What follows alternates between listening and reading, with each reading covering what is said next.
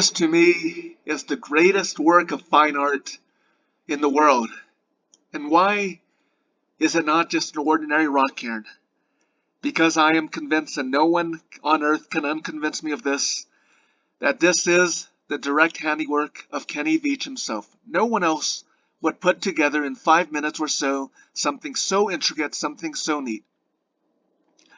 In my opinion, Kenny Veach would have just spent probably 5 minutes. It wouldn't have taken him long. There's no doubt.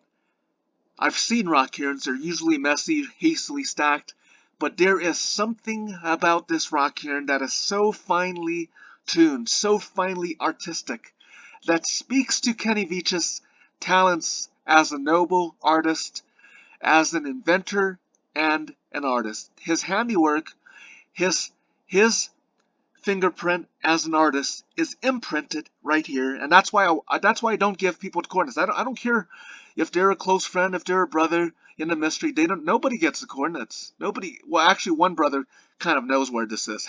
Actually, that's gonna be an old brother, but basically, it's the finest piece of art I've ever seen because this was built by the hand of Kenny Veach. I have no doubt about that. So I want to say, in terms of art and music appreciation, as I was driving down, basically I want to take this time to talk about music theory. As I was driving the whole day, I was listening to the music of Richard Wagner. And so I want to shift this concept to music theory and art theory. So basically, some people think classical music is out of touch, right? So actually, everybody is a connoisseur of classical music. Everybody who's watched Star Wars, anybody who's watched Titanic, anyone who's watched any movie, Marvel movies, the score, what I'm talking about, everybody listens to classical music because where do you get classical music in a very down-to-earth level? You get classical music in almost every movie that's made by so-called crass Hollywood. You're getting classical music, and if you're talking about film scores that are not compositions like from John Williams, those John Williams composition in the Star Wars, Lucasfilm Star Wars series, were now Disney Star Wars series. They essentially, that's the, I've always talked about this theory before. I don't know if someone else suggested this first, but I know I thought about this completely on my own, even if it overlaps with someone else. But my theory of music is that in modern classical music, people are consuming classical music from one main source, and that's from film compositions like Star Wars. And another thing, in terms of the real classical music, the best introduction to classical music, in my opinion, is my personal favorite composer, Richard Wagner. And my theory, I have a theory. I don't care if it's overlaps. You know, basically, if the theory overlaps, that's copyright. You know what? I don't give a damn. But basically, my theory why Richard Wagner is so appealing is because of the leitmotifs. I'm not going to pronounce this right, but there's this recurring theme. The recurrence, recurrence, recurrence, recurrence, recurrence, recurrence, recurrence, recurrence, recurrence, repeat, repeat, chorus, like a chorus. Why is modern pop music so catchy? Is because there's, but I hate capitalism because you can't even repeat a melody that's copyrighted. Maybe you can if it's educational, but basically you have these pop songs by Justin Bieber, Taylor Swift, but basically why are they so catchy? It's because it's this recurring theme. There's a recurring theme that makes it catchy. It's like A, C, B, D, A, C, B, D. There's a recurring theme that tickles the human ear. And if people want to understand, if they want to listen to classical music that sounds good, they need to listen to the music of Richard Wagner because there's constant recurring leitmotif. And here's the thing, very important thing with the music of Richard Wagner, different compositions, right? People who don't understand this, they look up Richard Wagner compositions like Siegfried's Funeral March or Gotterdammerung, Leibwohl.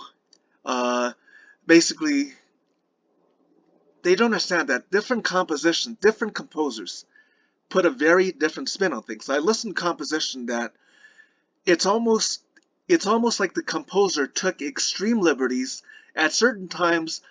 Instead of a Wagnerian theme, it becomes it almost morphs, it teases itself into a waltz, into a modern sort of waltz.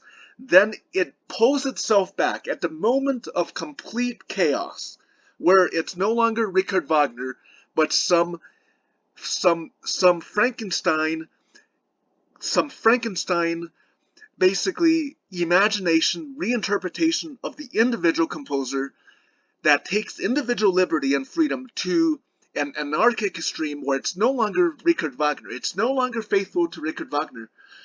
Then it pulls it back at the last moment where it becomes, before it becomes too ridiculous, it then pulls it back to the recurring Richard Wagner.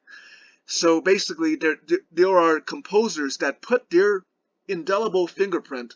Each composition is unique. Depending on the composer, you might have a radically individualistic, extreme, sometimes even debauched version of the Richard Wagner composition, where it's too individualistic. It's almost like the composer saying, I want to put my mark, I'm putting my fingerprints, recognize it's very uniquely me doing this, interpretation. It's no longer interpretation at a certain point when you run amok and completely debauch what Richard Wagner has composed with your individual persona. But the key thing is that when you listen to Richard Wagner, if you're looking up basically a composition, it depends what you don't necessarily get the faithful original. Every composer, they put their indelible mark, and the composition of one rendition, one interpretation, can be radically different. And if you listen the first time, you don't really hear the nuance.